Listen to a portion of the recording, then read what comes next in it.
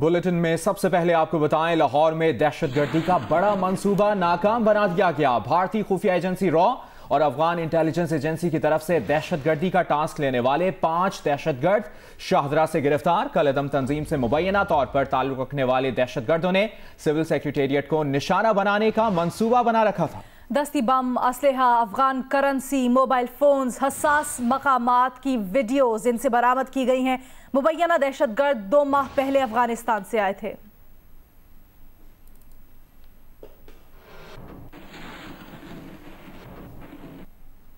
भारतीय फौज ने एक बार फिर कंट्रोल लाइन पर जंगबंदी की खिलाफवर्जी की है। ISPR के मुताबिक भारतीय फौज ने लाइन ऑफ कंट्रोल के खुईरट्ठा सेक्टर में बिला इश्तियाल फायरिंग की।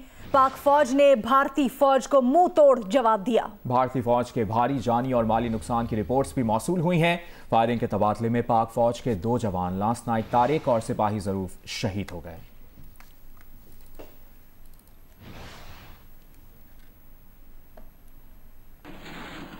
अभी आपको बराह रास्त लिए चलेंगे। तर्जुमान मुस्लिम लीग नून मरियम औरंगजेब लाहौर में मीडिया से गुफ्तगू कर रही हैं। मर्जी कारकुनान को गिरफ्तार करें, आप जितनी मर्जी धमकी दें, आप मुंह पर हाथ मार के, मुक्के दिखाकर, ईंटें तोड़कर, ये होची हरकतें करके, ये खौफ में मुब्तला हुकूमत सिलेक्टेड ने एक दफ़ा फिर अपनी औकात दिखा दी। तो दूसरी खुशखबरी अवाम के लिए एक और है। जैसे इनसे जलसा नहीं रुकता, क्योंकि जलसा अवामी ताकत होता है, इसलिए दूसरी खुशखबरी 13 दिसंबर से पहले अवाम को मिल गई कि अब इमरान साहब का मुकाबला पाकिस्तान डेमोक्रेटिक मूवमेंट से नहीं है। इस बात का सबूत है कि इमरान साहब का मुकाबला डीजे भट्ट से शुरू हो चुका है। ये है औकात इस सिलेक्टेड की, जो पाकिस्तान डेमोक्रेटिक मूवमेंट से मुकाबला करने चले थे। वोट चोर सिलेक्टेड हुकूमती टोला, आटा चीनी चोर, बिजली गैस चोर, लोगों की दवाइयाँ चोरी हो गई, लोगों की नौकरी रोजगार चोरी हो गया, मईशत का जनाजा निकल गया। उनको एक बात समझ आ गई कि पाकिस्तान डेमोक्रेटिक मूवमेंट जो है वो अवामी तहरीक है, वो अवाम का रद्द अमल है आपके खिलाफ। तो ये बात तो समझ आ गई। उन्होंने कहा जलसा नहीं रोकेंगे। अब दूसरी बात भी समझ आ गई कि पाकिस्तान डेमोक्रेटिक मूवमेंट अवामी तहरीक का मुकाबला नहीं कर सकते, इसलिए कल से 13 दिसंबर से पहले ही सिलेक्टेड वजीर आजम का मुकाबला वो बेचारे डीजे भट्ट से शुरू हो गया। सिलेक्टेड वजीर आजम का मुकाबला कुर्सियां लगाने वाले जो जलसे में हैं उनसे शुरू हो गया है। कुर्सियों में बैठने वालों से अभी शुरू नहीं हुआ। जो मुंतजमीन हैं उनको धमकी देता हो वजीर आजम, कुर्सियां लगाने वाले को धमकी देता हो वजीर आजम, तो वो वजीर आजम सिलेक्टेड ही होता है। वो वजीर आजम आटा चीनी चोर ही होता है। वो वजीर आजम गैस बिजली चोर ही होता है। वो वजीर आजम नालायक होता है, नाअहल होता है, और उसको ये बात मालूम होती है कि वो वोट चोर होता है। वो मुंतखब नहीं, वो सिलेक्टेड होता है, जो जलसे की कुर्सियां लगाने वाले के साथ मुकाबला करता है। तो ये एक और खुशखबरी है। अब इसके बाद मैं ये ज़रूर कहना चाहूँगी कि इमरान साहब को ECL पे डाल दिया जाए, क्योंकि डीजे भट्ट साहब के साथ मुकाबले के बाद खौफ का ये आलम है कि इन्होंने भाग जाना है। वज़ीर आज़म सिलेक्टेड, वोट चोर समेत तमाम कराए के तर्जुमान भागने वाले हैं, क्योंकि इस सतह के ऊपर मुकाबला शुरू हो चुका है। तो इन सब को ECL पे डाला जाए, इन सब की गिरफ्तारियों के लिए फोर्स को तानियात किया जाए एयरपोर्ट्स के ऊपर, क्योंकि इन्होंने भाग जाना है। ये बात है इस सबूत का कि डीजे भट्ट साहब को गिरफ्तार कर लिया गया। ये बात की तर्जुमान मरियम औरंगजेब लाहौर में मीडिया से गुफ्तगू कर रही हैं। उन्होंने कहा कि अब PDM से मुकाबला नहीं है हुकूमत का, डीजे भट्ट से मुकाबला है, कुर्सियां लगाने वालों से मुकाबला है, और मुतालबा किया कि इनका नाम ECL पर डाला जाए क्योंकि इन्होंने अब भाग जाना है। मुस्लिम लीग नून आज भी लाहौर में रैली निकालेगी। आज की रैली का शेड्यूल जारी कर दिया गया है।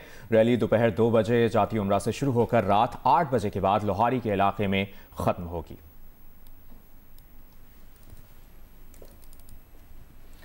अभी आपको बताएं, लाहौर में नून लीग की मोटरसाइकिल रैली निकाले जाने पर MNA अफजल खोखर, MPA सैफुल मलूक खोखर के खिलाफ मुकदमा दर्ज कर लिया गया है। मुकदमा नवाब टाउन पुलिस स्टेशन में दर्ज किया गया है। मुकदमे में सड़क ब्लॉक करने और साउंड एक्ट के खिलाफ वर्जी की दफात शामिल की गई है। मुकदमा फैसल खोखर, मियां नईम समेत 400 कारकुनों के खिलाफ दर्ज किया गया है। खोखर बरादरान ने जौहर टाउन से मॉडल टाउन और फिर मीनार पाकिस्तान तक रैली निकाली थी।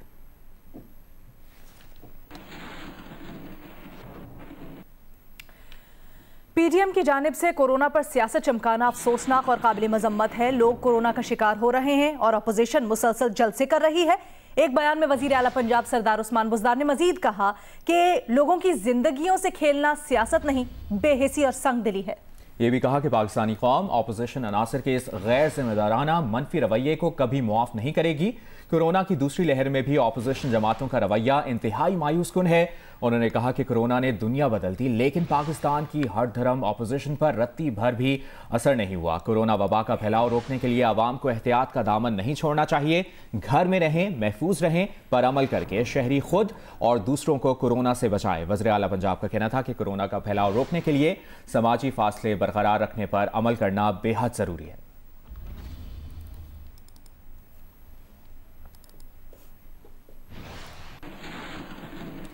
पाकिस्तान में 24 घंटों के दौरान कोरोना से मजीद 56 अमवात हुई। कोरोना से इंतकाल करने वाले 36 अफराद वेंटिलेटर पर थे। कोरोना से इंतकाल करने वाले 51 अफराद का इंतकाल अस्पताल में हुआ। NCOC के मुताबिक मुल्क भर में कोरोना के 357 मरीज वेंटिलेटर पर हैं।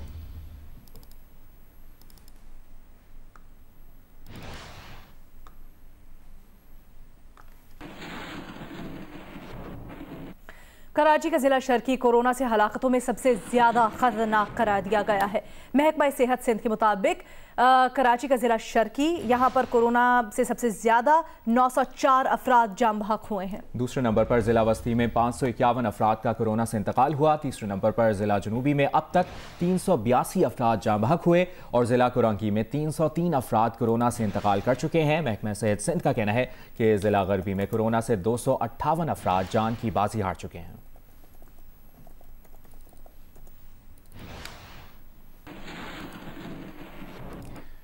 आगे बढ़ते हैं, आपको बताएं, पेशावर के तीनों बड़े अस्पतालों में कोरोना मरीजों की तादाद में इजाफा हो रहा है। लेडी रीडिंग अस्पताल में कोरोना के 14 मरीज, जबकि हयाताबाद मेडिकल कॉम्प्लेक्स में 22 मरीज वेंटिलेटर पर हैं। शीबा हैदर हमें ज्वाइन कर चुकी हैं, उनसे मजीद तफसीलात जानते हैं। शीबा, सहूलियात बड़े अस्पतालों में, दीगर अस्पतालों में पूरी हैं? महकमा सेहत को किसी बहरान का सामना तो नहीं है?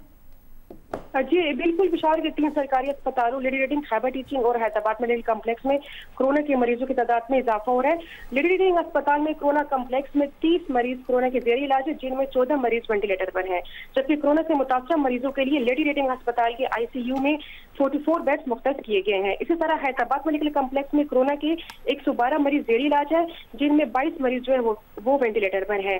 जबकि खैबर टीचिंग अस्पताल में कोरोना के 80 मरीज इस वक्त जेर इलाज है। अस्पतालों काम से हमारी बात हुई तो उनका कहना था कि डॉक्टर्स, नर्सेज और सपोर्टिंग स्टाफ 24 घंटे इलाज की फराहमी को यकीनी बना रहे हैं। जी बहुत शुक्रिया आपका शीबा हैदर।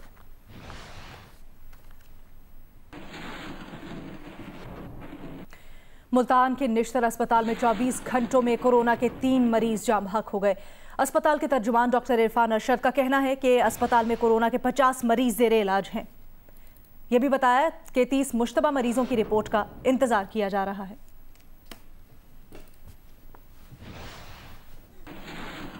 सूबाई मुशीर सोशल वेलफेयर और शेराजी ग्रुप के सरबराह सैयद एजाज शाह शेराजी अलालत के बाइस कराची के अस्पताल में इंतकाल कर गए। वो 5 बार रुकन सूबाई असम्बली मुंतखब भी हुए। तदफीन आज शाम की जाएगी। सूबाई मुशीर सोशल वेलफेयर और शेराजी ग्रुप के सरबराह सैयद एजाज शाह शेराजी कराची के निजी अस्पताल में ज़ेर इलाज थे। साहबजादा रियाज शेराजी के मुताबिक वो कोरोना में मुब्तला थे। उन्होंने अपनी अमली सियासत का आगाज़ 1985 के इंतखाबात से किया। वो सूबाई वज़ीर जंगलात, सूबाई वज़ीर खुराक, सूबाई वज़ीर आपाशी भी रह चुके हैं। उनकी नमाज जनाजा आज दोपहर 3 बजे ठट्ठा में अदा की जाएगी। मौसम से मुतल्लिक खबर यह कि मुल्क के बालाई इलाकों में बारिश और बर्फबारी से सर्दी बढ़ गई है। आज़ाद कश्मीर के इलाकों में बारिश और बर्फबारी से बंद रास्तों को खोलने का काम जारी है। बलोचिस्तान के कुछ इलाकों में बारिश से दर्जा हरारत नुक्ता इंजमाद से गिर गया है। वादी हुंजा में भी बर्फबारी से मौसम सर्द है। आज़ाद कश्मीर के इलाके बाघ में बारिश और बर्फबारी के बाद सर्दी की शिद्दत में और भी इजाफा हो गया है। लिस्ना और सुधन गली में बर्फबारी की वजह से ट्रैफिक की रवानी मुतासिर है। वादी नीलम में 3 रोज से जारी बर्फबारी और बारिश थम गई है। बालाई इलाकों में बर्फबारी से बंद सड़कों को खोलने का काम शुरू कर दिया गया है। हुंजा के बालाई इलाकों में दूसरे रोज भी हल्की बर्फबारी हो रही है। बलूचिस्तान के बेशतर इलाकों में मौसम जुज़वी अबर आलूद है। कुछ इलाकों में हल्की बारिश हुई है, जिसके बाद शदीद सर्दी की लहर जारी है। महकमा मौसमियात के मुताबिक 24 घंटों के दौरान बलूचिस्तान में कोयटा, जोब, ज़ियारत, तुर्बत और ग्वादर समेत कई इलाकों में बारिश का इम्कान है। सिंध और पंजाब के इलाकों में सुबह के औकात में धुंध छाई रही, जिससे मुसाफिरों को परेशानी का सामना रहा। और अभी आपको आगाह करें, रोशन डिजिटल अकाउंट पर स्टेट बैंक ने अपने ट्वीट में कहा है कि 9 दिसंबर को रोशन अकाउंट्स में $77 लाख जमा कराए गए। रोशन डिजिटल अकाउंट्स लॉन्चिंग से अब तक खोले गए अकाउंट्स में $13 करोड़ 94 लाख आए हैं। डिजिटल अकाउंट्स के जरिए नया पाकिस्तान सर्टिफिकेट में $8 करोड़ 10 लाख की सरमायाकारी हुई। 9 दिसंबर को $77 लाख एक दिन में बुलंद तरीन है। यूरोपीय यूनियन में फेक न्यूज़ पर काम करने वाले तहकीकी इदारे EU डिसइंफो लैब की रिपोर्ट में इंकशाफ किया गया है कि श्रीवास्तव ग्रुप और इंडियन क्रॉनिकल्स गुमराहकुन खबरों का भारतीय नेटवर्क है, जो 15 साल से अक़वाम मुत्तहिदा और यूरोपीय यूनियन को झांसा दे रहा है। मुतअद्दिद बार अक़वाम मुत्तहिदा के फोरम पर पाकिस्तान के खिलाफ आवाज़ भी बुलंद कराई गई। EU क्रॉनिकल्स पर चलने वाली पाकिस्तान मुखालिफ खबरों और मज़ामीन को शाया करके इंडिया में दीगर मीडिया के इदारों तक पहुँचाया जा रहा है। बरतानवी मीडिया रिपोर्ट के मुताबिक झांसा देने के लिए इस नेटवर्क के तहत एक मुर्दा प्रोफेसर, कई गैर फ़ाल तंजीमों और 750 जाली मीडिया ऑर्गेनाइजेशंस को फ़ाल बनाया गया। ये नेटवर्क वसी आलमी डिसइंफॉर्मेशन मंसूबे और भारतीय मफादात को फ़ायदा पहुँचाने के लिए 15 साल से काम कर रहा है। बरतानवी मीडिया रिपोर्ट के मुताबिक 550 से ज़्यादा न्यूज़ वेबसाइट्स, मुताद्दिद मशकूक NGOs और कई गैर फ़ाल इदारे और थिंक टैंक्स का भी श्रीवास्तव ग्रुप से बराह रास्त ताल्लुक है, जो तहकीक में साबित किया गया है। फेक न्यूज़ वेबसाइट्स आलमी सतह पर इंडियन मफादात फैलाती और पाकिस्तान के खिलाफ हर्जा सराई करती थी। तहकीक में निशानदही की गई है कि कई इदारे और NGOs जो अक़वाम मुत्तहिदा से मंजूर शुदा है और बहुत से जो मंजूर शुदा नहीं और उनका बज़ाहिर जनूबी एशिया और सियासत से या इंसानी हुकूक से कोई ताल्लुक नहीं है, लेकिन वो मुतअद्दिद बार अक़वाम मुत्तहिदा के फोरम पर पाकिस्तान के खिलाफ आवाज़ बुलंद करते हैं। तहकीक के मुताबिक इनकी वाज़ेह अक्सरियत श्रीवास्तव ग्रुप से मुंसलिक है।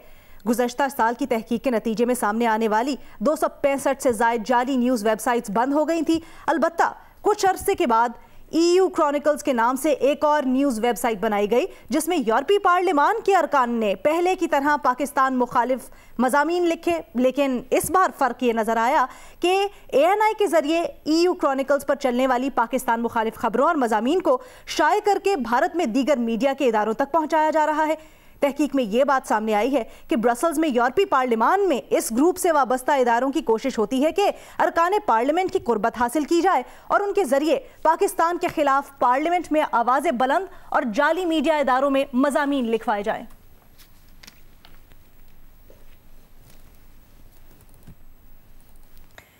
न्यूजीलैंड के खिलाफ T20 सीरीज की तैयारी के लिए पाकिस्तान क्रिकेट टीम ने आज क्वींसटाउन में इंट्रा स्क्वाड प्रैक्टिस मैच खेला। क्वींसटाउन में पाकिस्तान T20 स्क्वाड ने दूसरे रोज भी ग्राउंड का रुख किया। पहले भरपूर फिजिकल ट्रेनिंग की। खिलाड़ियों के दरमियान पहला इंट्रा स्क्वाड मैच खेला गया। सिनेरियो बेस मैच में बॉलर्स और बैट्समैनों को मुख्तलिफ अहदाफ दिए गए। सुपर ओवर की भी प्रैक्टिस की गई। मुख्तलिफ जोड़ियां बनाकर मुश्किल टारगेट देकर खिलाड़ियों की कारकर्दगी का जायजा लिया गया। पाकिस्तान और न्यूजीलैंड के दरमियान पहला T20 18 दिसंबर को खेला जाएगा।